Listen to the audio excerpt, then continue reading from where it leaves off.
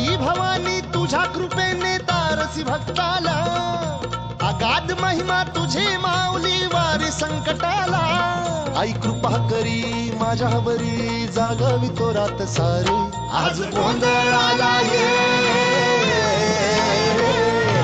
गोंधळ मांडला भवानी गोंधळाला ये. गोंधळ मांडला गंबे गोंधळाला ये. छंद तुझा लागला अंबाबाई नाद तुझा लागला. छंद तुझा लागला अंबाबाई नाद तुझा लागला. टाळ्या सगळ्यांनी जमायला पाहिजे. छंद तुझा लागला अंबाबाई नाद तुझा लागला. हिरवागार शालू तुझा हिरवागार शालू, हिरवागार शालू तुझा हिरवागार शालू. कशान मळविला अन रातीबाई परशुला खेळविला.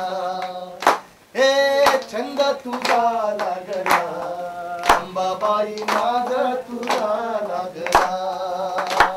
अरे छंद तुझा लागला अंबाबाई नाद तुझा लागला.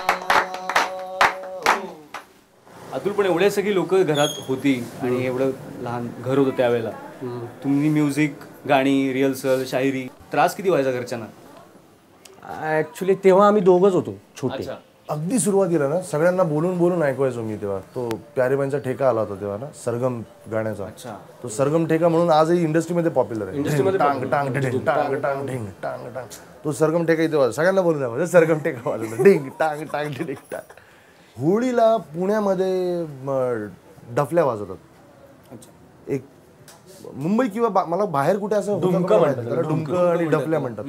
तर ते आमच्या वाड्यात सगळ्या मुलांकडे असायचं. सगळेजण टांग टांग टांग टांग सकाळपासून होळीला ना सगळेजण ते आता आय थिंक आमची मुलं पण नाही वाजवत आय थिंक ते डफले बिफली. तर ते आम्ही डफल्या घेऊन यायचो. तुम्हाला सगळे साऊंड आठवत आहेत? हा, तिकडे इकडे हे सगळं होतं रे. पहिली इन्स्ट्रुमेंट जी त्यावेळेला मिळालेली असतील ना ती डफली. आता मी अजून गोष्ट तुला मजेशीर सांगू शकतो. कारण त्यावेळेला ना समजा आपण मंदिरात कुठल्या गेलो ना, तो एक मंदिरातला एक रिवर्ब असतो. तो जो रिवर्ब आहे ना, आपण मगाशी इथून चालत आलो ना, तो जो आपला जो काय म्हणतात त्याला एंट्रन्स जो आहे, हॉल जो आहे. आता आमच्या सगळ्या वाडा त्याला हॉलच म्हणतो. ऍक्च्युली लॉबी म्हणतो. त्या लॉबी मध्ये सगळ्यांचे आवाज घुमतात. तिकडे जाऊन गाणं म्हणायचो, तिकडे सगळ्यांनी ते डफ वाजवायचे, तिथे वाजवायचं. रिवर्ब येतो आपोआप. तुम्हाला कळत नव्हतं की आपण काहीतरी काय नाही, इथं भारी वाटतंय. इथे भारी वाटतं. तुम्हाला नकळत काय तुमच्या मनावर जे बिंबत जातं ना, ते तुम्ही ठरवून शिकून नाही होत. वी ऑलवेज, हे कायम म्हणतो आम्ही ना, क्लासला घालून संगीत येणं ते शास्त्र येईल. संगीत मुळात असावं लागतं.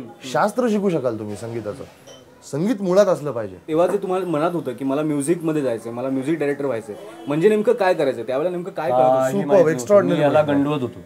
हाच प्रश्न आम्ही त्यावेळी वेळेला पडायचा. अरे म्हणजे करायचं काय?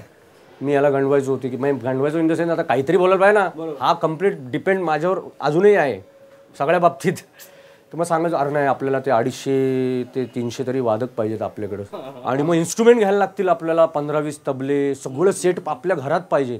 बिल्डिंगमध्ये सगळे राहणार एका बिल्डिंगमध्ये, आणि मग ते म्युझिक डायरेक्टर लक्ष्मीकांत प्यारेलालकडे ते सगळे राहतात. त्यांची एक मोठी बिल्डिंग आहे आणि तिथे सगळे राहतात. काही बोलायचो. त्यावेळेला दोघांचं त्यावेळेला सिनेमाचं असं काय बॅकग्राऊंड किंवा कुठले सिनेमे बघायचा? काही नाही, हे नेतील ते. तेव्हा मला पिक्चर आठवतो मिस्टर नटवरलाल लावारिस. पण मग त्याच मिस्टर नटवरलालसाठी तुम्ही म्युझिक केलं विरोधमध्ये.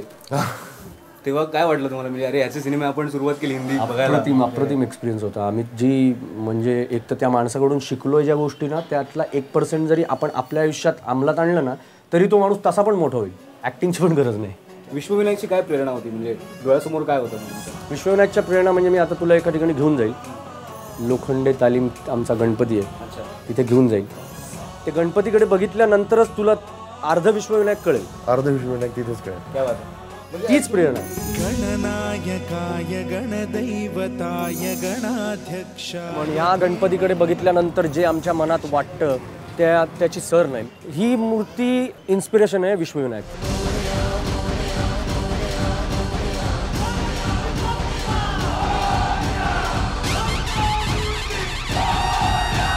मोरया मोरया मोरया मोरया